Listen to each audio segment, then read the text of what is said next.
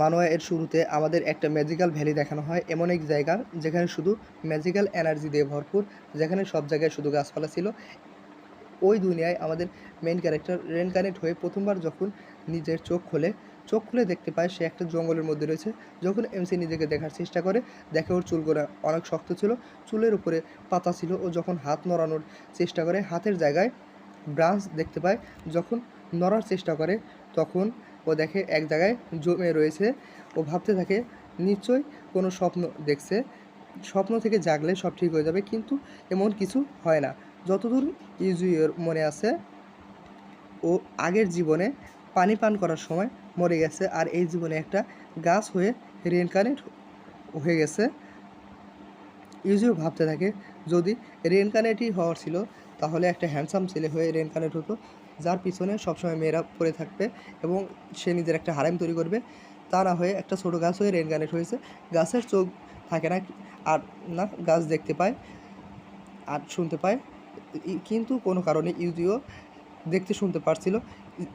ইউজিও নিজের আশেপাশের সিচুয়েশন ভালো করে দেখতেছিল এবং দেখে বুঝতে পারে দুই পাহাড়ের মধ্যে একটা ভ্যালির মধ্যে ছিল। ইউজিও এর কাছে 50টি ব্রাঞ্চ ছিল, যার মধ্যে শুধুমাত্র একটা মুভ করতে পারছিল। হতে পারে অন্য ব্রাঞ্চগুলো এক জায়গায় থেকে অবশ হয়ে গেছে।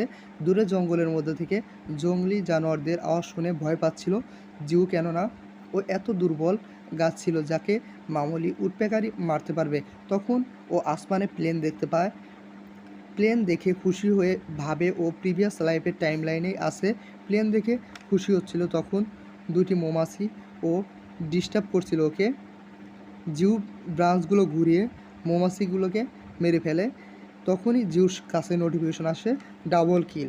জিউ এটা দেখে খুবই অবাক হয় এবং জিউর সামনে স্ক্রিন উন্নত লেখা থাকে 0.2 ইভলিউশন পয়েন্ট পেয়েছে। নোটিফিকেশন এর সাথে সাথে জিউর স্ট্যাটাসও দেখতে পাই আমরা ওর সামনে। ওর নাম এই লাইফও ইউজিও ছিল। ও এক মিউট্যান্ট উইলো ট্রিতে রিইনকার্নেট হয়েছে। ওর অ্যাবিলিটি শুধুমাত্র মিউট্যান্ট ব্রাঞ্চ ছিল, বাট ও সানলাইট পেয়ে আর ইভলিউশন পয়েন্ট পেয়ে ইভলভ হতে পারবে, কেননা ও বর্তমানে ব্রাঞ্চ ছাড়া কোনো অন্য পার্ট ইভলভ করতে পারবে না। এই জন্য নিজের ইভলিউশন পয়েন্ট ব্রাঞ্চ ইভলভ করার জন্য লাগিয়ে দেয়। তাই এখন জিউ 3টা ব্রাঞ্চ কন্ট্রোল করতে পারছে। যেই ব্রাঞ্চ ইভলভ হয় ও মৌমাছির ছাতার উপর অ্যাটাক করে দেয়, সেগুলো সবগুলো মৌমাছিকে মেরে ফেলে। 1 মাস পার হয়ে যায়। জিউ ইভলিউশন পয়েন্ট পেয়ে নিজেকে ইভলভ করতেছিল।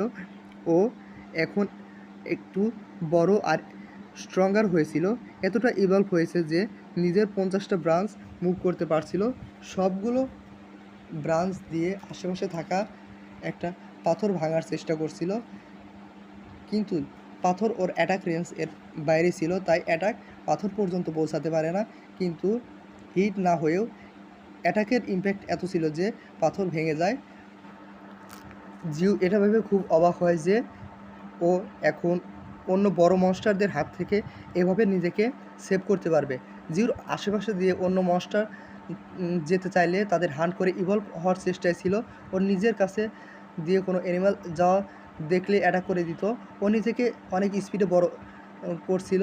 ওর রুটস মাটির নিচ থেকে এনার্জি নিয়েও ওকে বড় হতে সাহায্য করতেছিল। এই জন্য ওর কোনো কিছু না করেও বড় হচ্ছিল। ওর না ছিল অসুখের চিন্তা, না ছিল ক্লান্ত হওয়ার চিন্তা, না ছিল স্কুলে যাওয়ার চিন্তা, আর না ছিল খাওয়া দাওয়ার চিন্তা।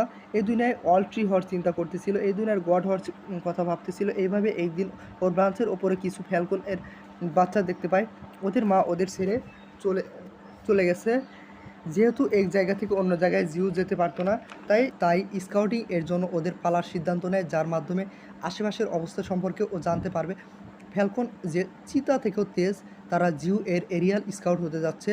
জিউ যে নিজের আগের জীবনে উইক ছিল, এই লাইফে স্ট্রং হতে চায়। এই দুনিয়া যেখানে অনেক স্ট্রং মনস্টারে ভরপুর, যেখানে উল্ফ টিম বানিয়ে শিকার করে, যেখানে জায়ান্ট অ্যান্ট আর বিজ ঘুরে বেড়ায়, যেখানে স্পাইডার কুইন আর গডজিলার মতো বিস্ট আছে এবং আরও আছে ওদের শিকার করার জন্য এক্স স্নেক এর মতো প্রেডিটর, সেখানে জিউ সার্ভাইভ করতে যাচ্ছে।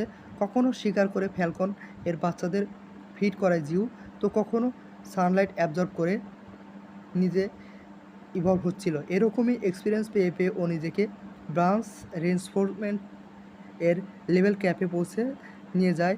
ব্রাঞ্চের পরে এখন পালা রুট ইভলভ করার। প্রতিটা রুট ইভলভ করার জন্য এক ইভলিউশন পয়েন্ট প্রয়োজন। যখন রুট ইভলভ করতো জিউ এর অনেক বেশি পেইন হতো, এমন পেইন হতো যে জিউর কাছে মনে হতো যে কেউ তার শরীরে ড্রিল মেশিন দিয়ে ড্রিল করছে। রুট ইভলভ হওয়ার সাথে সাথেই জিউ যেখানে সেখানে মুভ করতে পারতো। এরকম বলতে গেলে জিউ এর কাছে তার রুট একটা হিডেন উইপনের মতো কাজ করছিল। তখনই আশেপাশে জিউ কিছু আওয়াজ শুনতে পায়। আওয়াজ শুনে জিউ ব্যাটল মোডে চলে যায় এবং সেইখানে তার ব্রাঞ্চ দিয়ে চেক করে সে ঝোপের মাঝে একটা ফক্স দেখতে পায় ঘায়েল অবস্থায়। ফক্সের শরীরে পয়জন ছিল।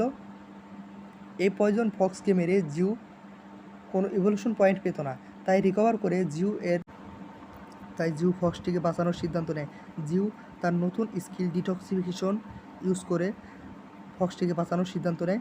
জিউ তার শরীর থেকে এসেন্স ইউজ করে ফক্সটির উপর এক ড্রপ ফেলে দেয়।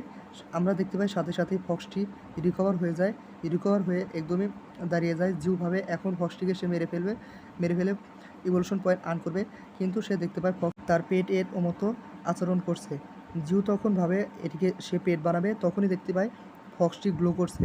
তখন জিউ ভাবে এটি কি ইভলভ হচ্ছে। আমরা দেখতে পাই ফক্সটি ইভলভ হয়ে একটা মিউট্যান্ট রেড ফক্সে পরিণত হয়ে যায়।